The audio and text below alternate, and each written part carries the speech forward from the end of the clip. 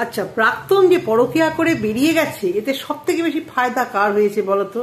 কার কার কার কার? হ্যাঁ গো হ্যাঁ, আমাদের রুনা লাইফস্টাইলের রুনার। চুনাফুনা বলে আমি ভিডিও করব না, কারণ আমি নাম নিয়ে ভিডিও করব। ওই সমস্ত নাম বলে ডাকতে পারিও নি, তার আর ডাকতে পারবো না। তো সে দিনে আগে হার্ডলি 2টো ভিডিও করতো। যখন থেকে টকবকিয়ে এই যে টিনের ব্যাপারটা আরো জল ঘোলা হচ্ছে, সে একদম দেন দেখতে না দেখতেই সে বসে পড়ছে। আর সব কিছুর মধ্যে সে একটা কোশ্চেন মার্ক রাখছে। সন্দীপ হাগছে কেন? সন্দীপ হাগছে না কেন? সন্দীপ পাঁচছে কেন? সন্দীপ পাঁচছে না কেন? সব কিছুর মধ্যে একটা সে গোয়েন্দাগিরি দেখাচ্ছে। সে সবাইকে কন্টেন্ট করবে, তাকে নিয়ে কন্টেন্ট করলেই সেটাকে নিয়ে খিল্লি উড়াবে। চারানা চুনাকে নিয়ে কেন সবাই কন্টেন্ট করছো? আরে ভাই, তুমি বলছো তো ভুলভাল ভাই, তোমাকে নিয়ে তো কন্টেন্ট করা হবেই। ইন্ট্রোটা কি দিয়েছি? দিয়ে নি। সাজানো প্রশংসা চ্যানেল থেকে আমি অপর্ণা তোমাদের জন্য নিয়ে আসলাম আর একটি ভিডিও। আজকে দিনের সেকেন্ড ভিডিও। সন্দীপের সাপোর্টে কথা বলি, সন্দীপের সাপোর্টে কথা বলবো। এর জন্য যে আমাকে সন্দীপের আশেপাশে কিছু লোককে সাপোর্ট করতেই হবে, না পারবো না। যাদেরকে ভালোবাসি তাদেরকে ভালোবাসবো, এবং আমি আমার মতো করে সন্দীপকে ভালোবাসবো, সন্দীপকে ভালোবেসে বিশ্বাস করে সাপোর্ট করে ভিডিও করব, যতক্ষণ না নোংরামো কিছু দেখবো এবং নোংরামো কিছু শুনবো। ক্লিয়ার?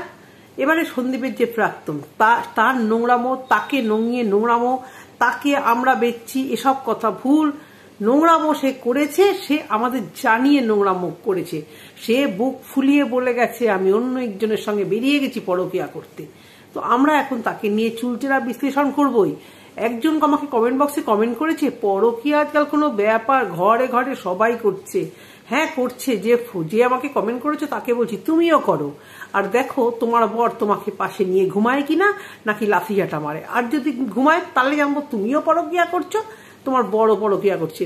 এরকম ছিল জানো তো, আমি যে ঘরটায় থাকি, আমার তো শ্বশুর বাড়ি, তো আমার এই দোতলার রুমগুলোতে আমার একজন থাকতো। তাকে ভাড়া দিয়েছিল অনেকদিন, উঠানোই যাচ্ছিল না, আমাদের এদিকে বিয়েতে ডিলে হয়ে যাচ্ছিল, আর আমার বড়তলা হয়ে যাচ্ছিল, বিয়ে করবে। তো যাই হোক, এই বাড়িতে এসে আমি গল্প শুনেছি, সে প্রেম করতো, তার বউ প্রেম করতে যেত।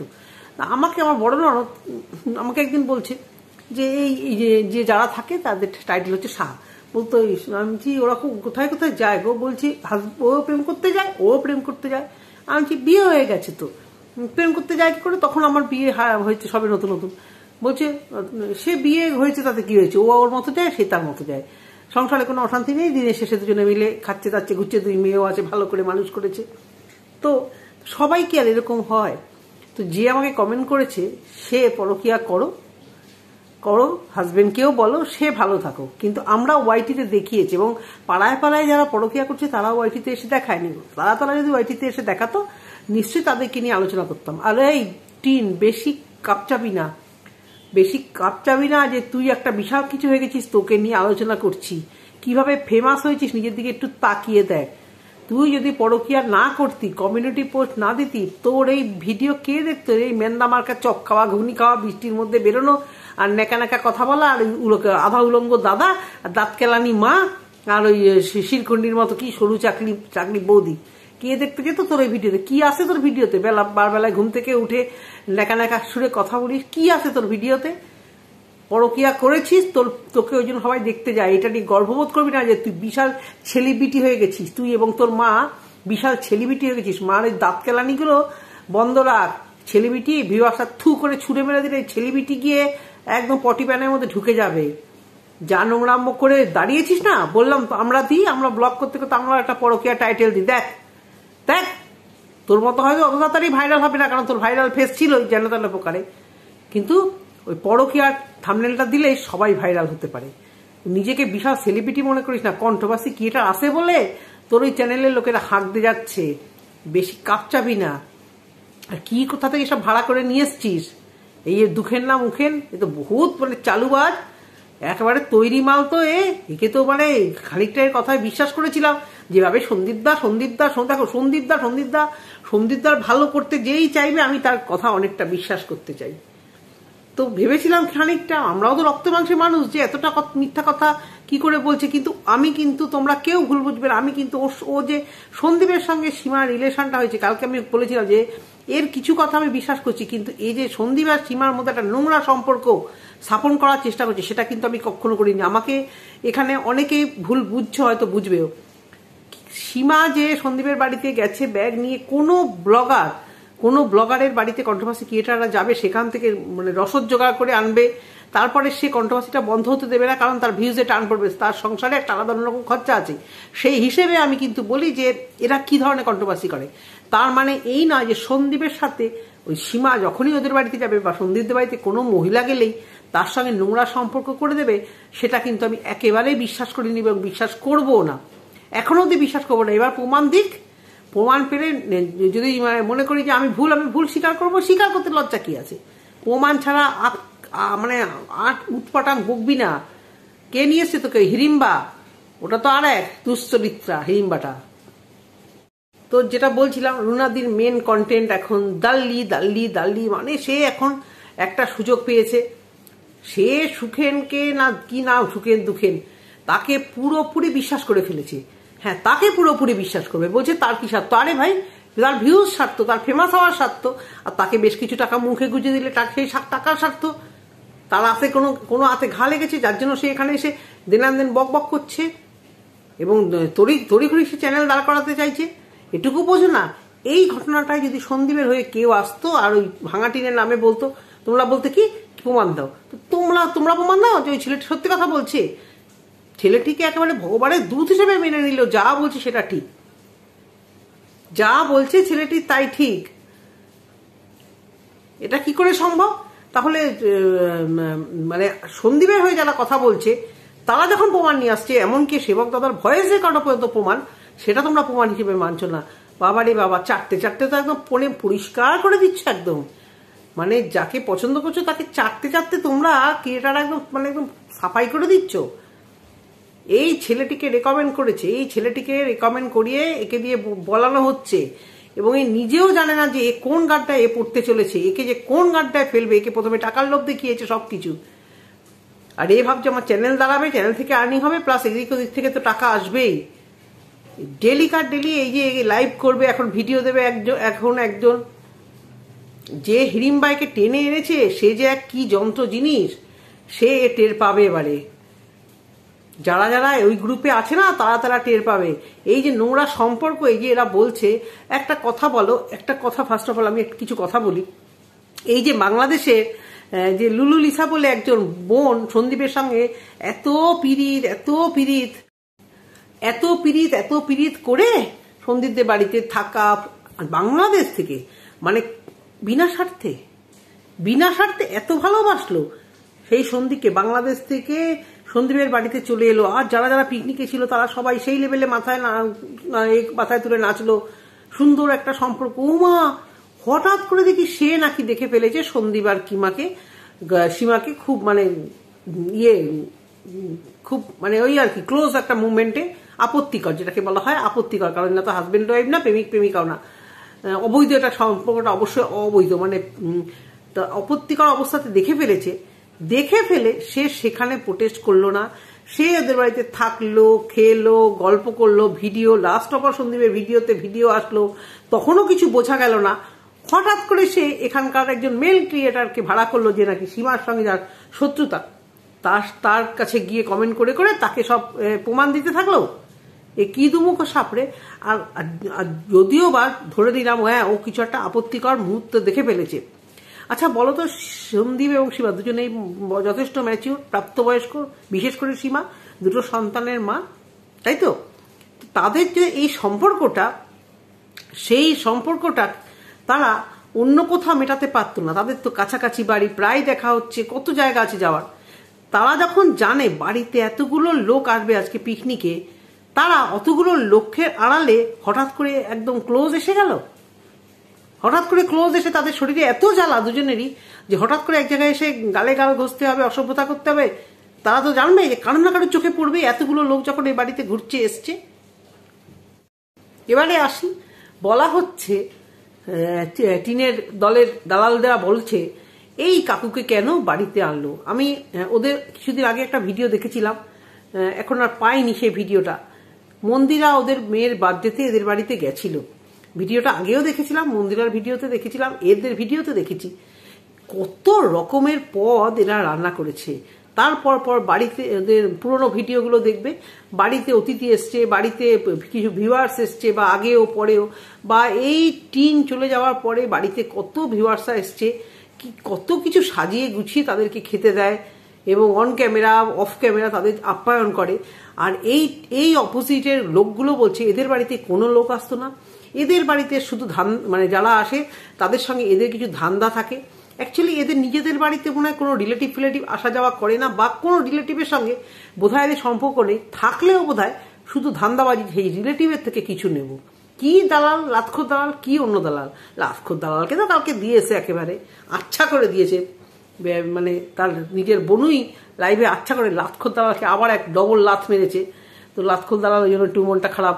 এখন লাতখোর দালালের কথা পরে আসছি অবশ্য করে। এই যে বলা হচ্ছে যে এই কাকুকে আনা হয়েছে, বললাম না রুনা দিয়ে এখন পুরো ফুল ফ্লেজে আছে যে সন্দীপকে আমি পেয়েছি, জবাই করব। হ্যাঁ, জবাই করব। একটা মাঝখানে মিডলম্যান ছিল লাতখোর দালাল, সে টিনের সঙ্গে সম্পর্ক ভালো রেখে খবর পাচ্ছিল। এখন সেই পোস্ট পুরো রুনাদি নিয়ে একদম মানে শুরু থেকে শেষ অবধি এই সন্দীপদের মানে বাড়ির সম্পর্কে ভুল ভাল বলে যাবে। ওই ভদ্রলোক এসছে, তার থেকে কিছু তো তার কিছু তো ধান্দা আছে, কেন ওকে আপ্যায়ন করছে, এত আপ্যায়ন কেন করছে। আরে বাবা, মনে তো হয় এই ভদ্রলোক এদের বাড়িতে প্রথম এসছে, হয়তো প্রথম এসছে। তা প্রথম আসলে তাকে প্রচুর আপ্যায়ন করবেই ক্ষমতা থাকলে।